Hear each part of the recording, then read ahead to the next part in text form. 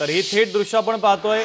देशाचे संरक्षण मंत्री राजनाथ सिंह हे आता जम्मू काश्मीरच्या दौऱ्यासाठी रवाना होत आहेत। आज ते जम्मू काश्मीरमध्ये जाऊन जवानांसोबत संवाद साधणार आहे। श्रीनगरमध्ये त्यांचा हा दौरा आहे आणि त्यासाठी आता ते रवाना होत असल्याचे दृश्य आहे। भारतीय वायुसेनेच्या विमानामधून ते जात असल्याचे दृश्य आपण पाहतोय।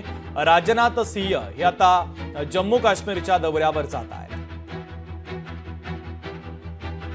तर श्रीनगरमध्ये जाऊन ते जवानांसोबत संवाद साधणार आहे। भारत पाकिस्तान तणावामध्ये भारताने पाकिस्तानवर मात केल्यानंतर आता जवानांचं सर्वच स्तरातून कौतुक केलं जातंय।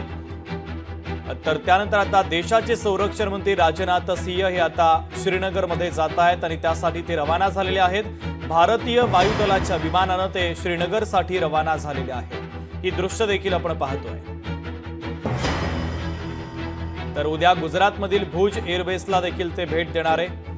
आपले प्रतिनिधी चेतन आपल्याला या दौऱ्याच्या संदर्भातले अधिकची अपडेट देतात। चेतन, भारत पाकिस्तानच्या तणावानंतर पंतप्रधान मोदींनी देखील जवानांसोबत संवाद साधलेला होता आणि आता संरक्षण मंत्री देखील श्रीनगरमध्ये जात आहेत आणि जवानांसोबत संवाद साधणार आहेत। अधिकची अपडेट। एकंदरीत जी माहिती समोर येत आहे, पंतप्रधान नरेंद्र मोदींनंतर आता थेट संरक्षण मंत्री देशाचे राजनाथ सिंह हे सुद्धा आता जवानांसोबत संवाद साधण्यासाठी पोहोचत आहेत आणि जम्मू काश्मीर नंतर श्रीनगर या ठिकाणी ते जवानांशी संवाद साधतील।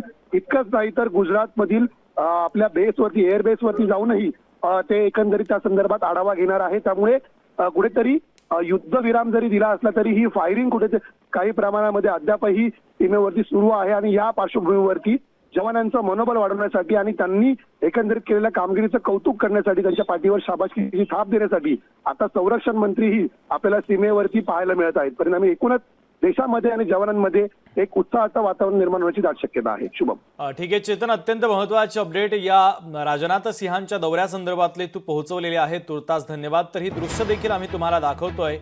भारतीय वायुसेनेच्या गगनदूत या विशेष विमानाने ते आता रवाना झालेले आहेत श्रीनगरसाठी। श्रीनगरमध्ये जाऊन ते जवानांसोबत संवाद साधणार आहेत आणि त्यानंतर उद्या गुजरातच्या भुज एअरबेसला भेट देऊन तेथील सैनिकांसोबत देखील ते संवाद साधणार आहेत।